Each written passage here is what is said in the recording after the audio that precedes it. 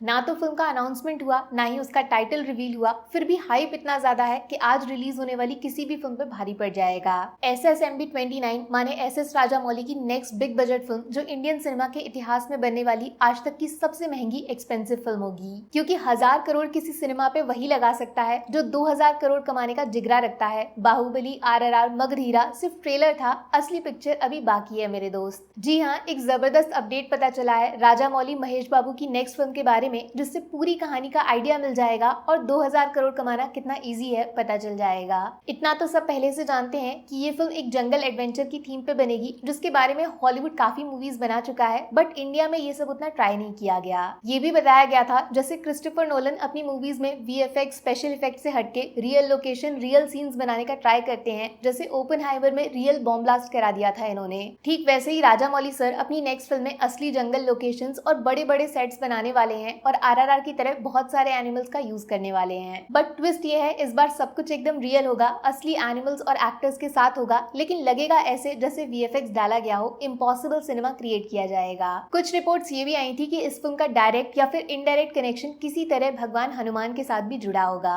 शायद कार्तिकेय 2 में जिस तरह भगवान कृष्ण को ढूंढा था, उसी तरह राजामौली फिल्म आज के टाइम में चिरंजीवी हनुमान का पता लगाने की कोशिश करेगी, एडवेंचर विद गॉड मिस्ट्री। लेकिन सिर्फ इतना काफी नहीं है, अब आई है एकदम दिमाग घुमाने वाली खबर, जिसको सुन के आप शॉक्ड रह जाओगे। नहीं, प्रियंका चोपड़ा की बात नहीं कर रही हूँ मैं। वैसे पता है आपको, ऑलमोस्ट 7 साल बीत गए इनको लास्ट टाइम किसी इंडियन फिल्म में बड़ी स्क्रीन पे देखे हुए, और अब सीधा इम्पोर्ट किया गया है इनको फ्रॉम हॉलीवुड राजामौली के प्रोजेक्ट के लिए। प्रियंका चोपड़ा के बारे में यहाँ बात करना इसीलिए इम्पोर्टेंट है क्योंकि इनकी वजह से ही SSMB 29 एक नॉर्मल फिल्म से हटके once in a lifetime cinema बनने वाली है। नहीं समझे? एक सवाल का जवाब देना। रामायण के बारे में तो सब जानते होंगे, किसी ने पढ़ा होगा, किसी ने सुना होगा, तो ज्यादा लोगों ने टीवी पे भी देखा होगा। इसी रामायण में एक बहुत इंपॉर्टेंट इंसिडेंट है जब भगवान राम के छोटे भाई लक्ष्मण को रावण का बेटा इंद्रजीत, जिसको मेघनाथ भी बोला जाता है, एक खतरनाक अस्त्र जिसको शक्ति बाण बोला गया, इसका इस्तेमाल करके लक्ष्मण पे अटैक करता है और वो बेहोश होकर गिर जाते हैं, जिससे हर कोई डर जाता है। तब याद है ना भगवान हनुमान कैसे अपने प्रिय राम जी के लिए हिमालय तक पहुंच जाते हैं और पूरा का पूरा पर्वत अपने हाथों में उठा लाते हैं। किस लिए?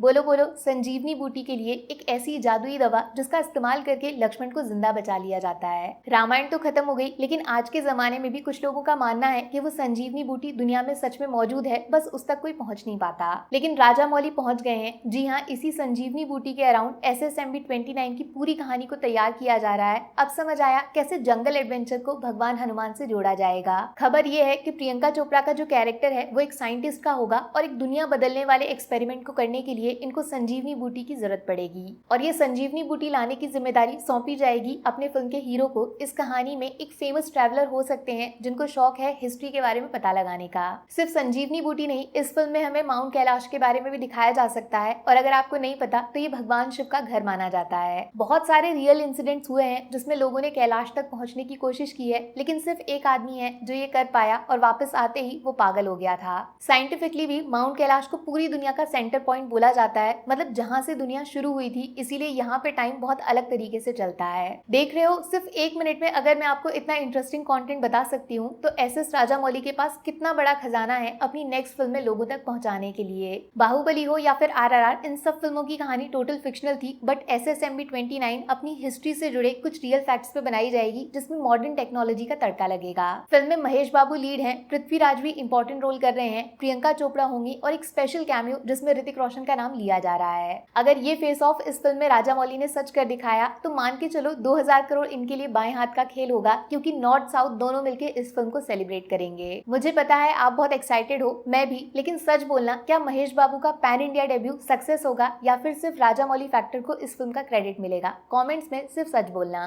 बाकी वीडियो में कुछ पसंद आया हो या फिर कुछ शिकायत करनी हो तो मैं आपको इंस्टाग्राम पे भी मिल जाऊंगी, वरना थोड़ा सा इंतजार करिए, मिलूंगी आपसे अगले वीडियो में। Take care, bye bye.